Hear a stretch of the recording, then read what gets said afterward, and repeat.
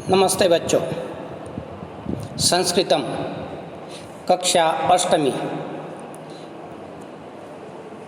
बच्चों, आज हम संस्कृत पीरियड में अपठित गद्यांश जो हम पाठ में पढ़ते हैं उसको पठित कहते हैं, और जो हम बुक्स या पाठ में नहीं पढ़ते हैं उसको अपठित कहते हैं। तो हमें पेपर में भी अपठित गद्यांश आता है जो आपने नहीं पढ़ा है। तो बच्चों, सबसे पहले इस गद्यांश या अनुच्छेद को पढ़ना है और उस आधारित प्रश्नों के उत्तर लिखना है। मैं एक बार गद्यांश पढ़ता हूँ। एक कर्तव्यपारायणः नगररक्षकः आसीत्। यदा सः इतस्ततः अभ्रमत् तदा एकं वृद्धं महापुरुषम् अपश्यत्।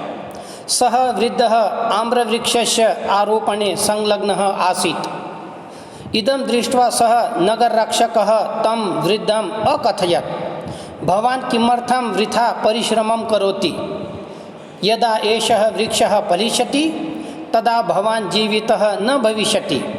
वृद्धः अभवत्, भवान् पश्यतु एतान् वृक्षान्, एतेषाम् आरोपणं मया न कृतं, परम् अहं फलानि खादामि। एवमेव मम आरोपितस्य वृक्षस्य फलानि अन्ये खादिष्यन्ति। तदा रक्षकः अचिन्तयत्, अहम् अपि वृक्षान् आरोपयिष्यामि। तो बच्चों, इस तरह से अनुच्छेद है। अनुच्छेद आधारित एक पदेन उत्तरतः। तो यहाँ पर एक प्रश्न में उत्तर लिखना है। जहाँ एक पदेन है तो एक पद में, एक शब्द में, और दूसरे में लिखा है पूर्ण वाक्य न, तो वहाँ पर अनुच्छेद आधारित या गद्यांश आधारित पूरे वाक्य में उत्तर लिखना है। तो बच्चों, आप हमेशा ही एक पदेन उत्तरतः प्रश्न पढ़ते हो, अनुच्छेद में से सही एक शब्द में उत्तर लिखते हो। फिर पूर्ण वाक्य न उत्तरतः प्रश्न पढ़ते हो और पूरे वाक्य में उसका उत्तर हमेशा ही लिखते हो। उसके बाद है निर्देशानुसारम। बच्चों, पिछले साल हमने अनुच्छेद आधारित एक पदेन उत्तरतः, पूर्ण वाक्य न उत्तरतः, और उसके बाद हमने निर्देशानुसारम, इसको भी अच्छी तरह से पढ़ा है और उसके उत्तर भी पिछले साल समझे हैं और परीक्षा में लिखे हैं। तो इस साल भी इसी तरह से आपको अपठित गद्यांश के आधारित या पठित गद्यांश के आधारित आपको इसी तरह से निर्देशानुसारम उत्तरतः प्रश्न पूछे जाएंगे। तो यहाँ पर बच्चों, आपको प्रश्नों को समझना है और उसके सही उत्तर लिखने हैं। फिर देखना नंबर 3, निर्देशानुसारम उत्तरतः। नंबर 1, अवलोक्य इति पदस्य पर्यायपदम गद्यांशात् चित्वा लिखन्तु। कहते अवलोक्य इति पदस्य पर्यायपदम, अवलोक्य शब्द है, इसका पर्यायवाची शब्द गद्यांश में से चुनकर लिखना है। और साथ साथ में ऑप्शन भी दिए जाते हैं। अगर ऑप्शन नहीं भी दिया है तो अनुच्छेद में से देखकर लिखना है। फिर ऑप्शन है अचिंतयत, ख दृष्ट्वा, ग संलग्नः और घ अकथयत। शब्द क्या है? अवलोक्य। अवलोक्य का समानार्थी शब्द है। अवलोक्य मतलब देखकर, और इन चारों में से समानार्थी शब्द दृष्ट्वा, देखकर। अवलोक्य का समानार्थी शब्द दृष्ट्वा। फिर है नंबर 2, यदा एषः वृक्षः फलिष्यति अस्मिन् वाक्ये अव्ययपदं किम्? यदा एषः वृक्षः फलिष्यति, ये वाक्य है। कहते इस वाक्य में अव्यय शब्द कौन सा है? अच्छी तरह से देखना। यदा एषः वृक्षः फलिष्यति, हमने अव्यय शब्दों को भी पढ़ा है। क एषः, ख वृक्षः, ग फलिष्यति और ग यदा। कौन सा शब्द है? यदा। ये यदा अव्यय शब्द है। नंबर 3, महापुरुषम इति पदस्य विशेषण पदम किम? महापुरुषम इति पदस्य विशेषण पदम किम? ये जो महापुरुष है ये विशेष है, विशेष शब्द है। तो अनुच्छेद में देखना है उसका विशेषण शब्द कौन सा है वो लिखना है। और अनुच्छेद भी देखो, क अपश्यत, ख नगररक्षकः, ग वृद्धम और घ सह। तो उसमें क्या है? महापुरुषः।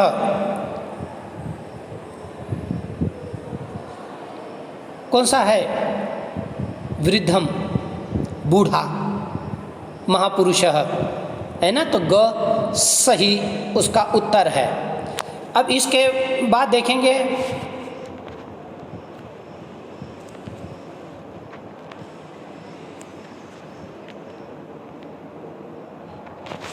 फिर देखेंगे नंबर 4। नंबर 4 में है वृद्धः इति पदस्य क्रियापदम किम। वृद्धः इति पदस्य क्रियापदम किम। वृद्धः ये कर्ता शब्द है, अनुच्छेद में देखना है। वृद्ध जो है वो कर्ता शब्द है, अनुच्छेद में पूरा वाक्य देखना है। तो कहते उसका क्रियापदम किम, क्रिया शब्द क्या है। तो अगर हम अनुच्छेद में देखेंगे तो वृद्ध शब्द है और उसका कहते हैं उसका क्रिया शब्द देखना कौन सा है। तो यहाँ है क अवदत्, ख भविष्यति, ग फलिष्यति और घ अपश्यत्। तो बच्चों अनुच्छेद में ठीक ठीक देखना है ना। वृद्धः अभवत् ऐसा वाक्य है, वृद्धः अवदत् ऐसा वाक्य है। तो उसमें अवदत् क्रिया शब्द है, वृद्धः कर्ता शब्द है और अवदत् क्रिया शब्द है। तो नंबर 4 में ऐसे ही दिया गया है अस्य अनुच्छेदस्य कृते उचितम शीर्षकम लिखत। इस अनुच्छेद के लिए सही शीर्षक लिखिए। शीर्षक मतलब टॉपिक, उसका नाम।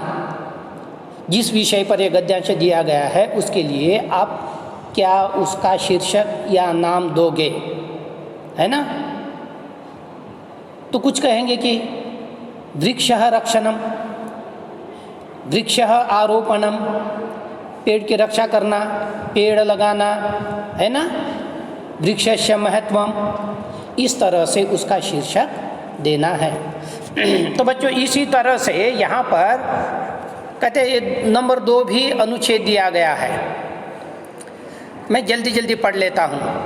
गंगा भारतस्य प्रमुखा नदी अस्ति, गंगा हिमालयात् निस्सरति, मूलरूपेण अस्याः स्रोतः लघु अस्ति, परं पश्चात् अनेके निर्झरा आगत्य गंगायां मिलित्वा यदा अस्याः स्रोतः दीर्घः भवति, भारतीयजनाः गंगा मातेव पूजयन्ति। गंगाजलस्य प्रयोगः अनेकेषु कृषिक्षेत्रेषु धार्मिककार्येषु च भवति। एतस्याः जलं पवित्रम् इति एतज्जनानां विश्वासः अस्ति, किन्तु अद्यत्वे जनाः गंगां प्रदूषितां कुर्वन्ति। एतत्तु न करणीयं। भारतीयः सर्वकारः अपि एतां निर्मलीकर्तुम् अभियानं चालयति। प्रधानमन्त्री श्री नरेन्द्र मोदी अपि एतस्य कृते जनानाम् आह्वानम् अकरोत्। अस्माकं कर्तव्यम् अस्ति यत् वयम् अपि गंगायाः स्वच्छतायै प्रयत्नं कुर्मः, जनांच प्रेरयामः। तो इस तरह से अनुच्छेद है। तो पहले की तरह एक शब्द में उत्तर देना है, दूसरा पूरे वाक्य में उत्तर देना है। अब देखो निर्देशानुसारम। हमेशा हमें थोड़ी समस्या किस में आती है? निर्देशानुसारम में। तो अनुच्छेद आधारित जो निर्देशानुसारम है उसको अच्छी तरह से हम पढ़ेंगे, समझेंगे और बार बार उसकी प्रैक्टिस करेंगे। तो फिर है निर्देशानुसारम। क पूजयन्ति इति क्रियापदस्य कर्तृपदम किम। ये पूजयन्ति अनुच्छेद में देखना उसका पूरा वाक्य देखना। तो कहते पूजयन्ति क्रिया शब्द है, उसका कर्तृपदम किम, कर्ता शब्द क्या है। तो यहाँ पर पूजयन्ति, तो इसमें पूजयन्ति हम अगर ऐसे ढूंढे तो कहती है भारतीय जनाः गंगायां मातेव पूजयन्ति, ऐसा वाक्य है। तो इसके हम ऑप्शन देखेंगे। नदी, भारतीय जनाः, गंगाम और मातेव, ऐसे 4 ऑप्शन हैं। तो मैंने पहले ही वाक्य पढ़ा है भारतीय जनाः गंगाम मातेव पूजयन्ति। तो यहाँ क्या कौन से हैं? भारतीय जनाः, है ना, ख वाला भारतीय जनाः। फिर नंबर 2